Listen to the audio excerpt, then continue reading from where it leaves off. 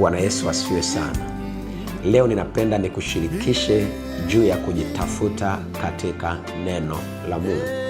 Kitabu kile cha Yohana sura ile ya 19 ule mstari wa 28, maandiko yanasema, baada ya hayo Yesu akijua ya kuwa yote yamekwisha kumalizika, ili andiko litimizwe, akasema, naona kiu.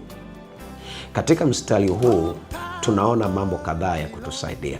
Jambo la kwanza ni kwamba maisha ya Yesu yalikuwa yameandikwa, tena yaliandikwa katika maandiko.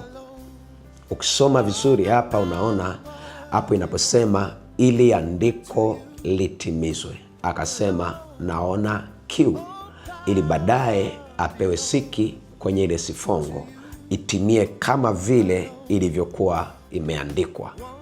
Sasa unaona kwa wazi kabisa yale ambayo alikuwa amekamilisha kuyafanya na hili ambalo alikuwa bado halijatimia, unaona kabisa yote yalikuwa yameandikwa. Kwa hiyo tunaweza tukasema kabisa ya kwamba maisha yote ya Yesu yalikuwa yameandikwa. Kama yalivyo maisha ya Yesu, ndivyo maisha yetu yalivyo yameandikwa. Kitabu kile cha Zaburi sura ya 40 mstari wa 7, maandiko yanasema, ndipo niliposema, tazama nimekuja, katika gombo la chuo nimeandikiwa. Unaona hapa mtunga Zaburi anasema maisha yake yameandikwa, tena kwenye gombo la chuo ambalo sasa hivi tunatambua kama vile ni Biblia. Kwa hiyo naweza nikasema maisha yako yameandikwa. Hauhitaji kubahatisha chochote katika maisha haya, kwa sababu Mungu alipokuleta duniani hakukuleta ili uweze kubahatisha maisha, kwa sababu alikuleta kwa kusudi maalum, na yote ambayo unatakiwa kuyaishi tayari yalikwisha kuandikwa, tayari yalikwisha kuandaliwa kwa ajili yako.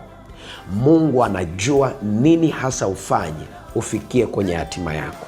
Mungu anajua nini hasa ufanye ili uweze kufanikiwa kwenye ndoa yako, kwenye biashara yako, kwenye kila kitu ambacho unakifanya.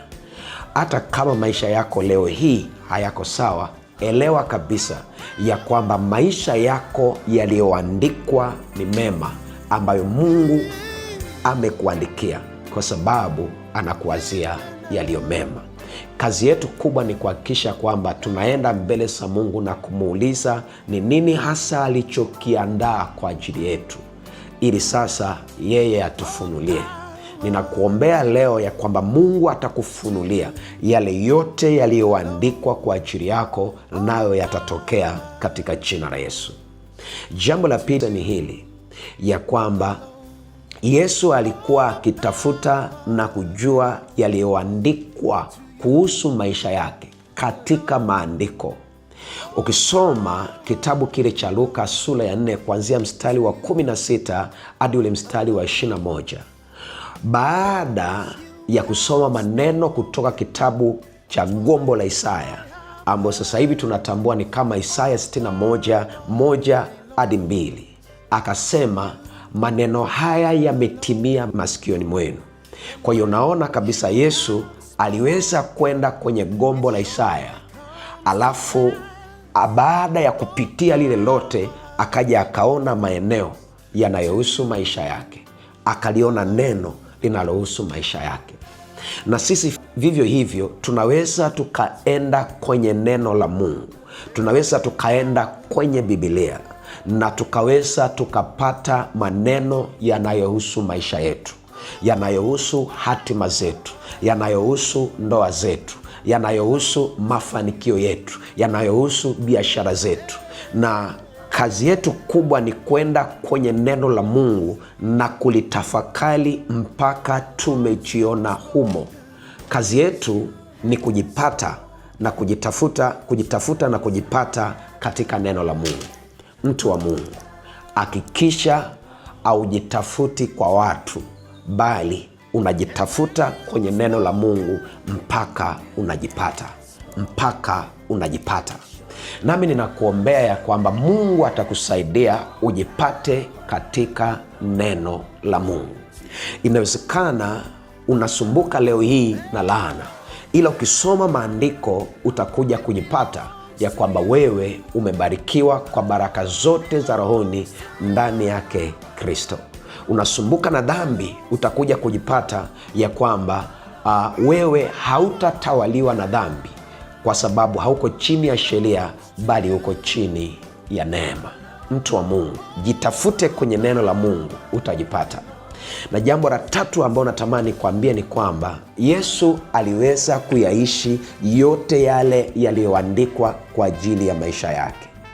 Mtu wa Mungu, mafanikio ya maisha ni pale unapoweza kuyaishi yale uliyoandikiwa katika maisha yako. Leo hii ninakuombea kwamba Mungu atakusaidia uweze kuyaishi yale yote ambayo amekuandikia katika maisha yako. Si tu kwamba utajipata, bali pia utaweza kufanikisha kuyaishi yale yote ambayo unajua kabisa yanahusu maisha yako, katika jina la Yesu Kristo. Amen. Power belongs to you alone.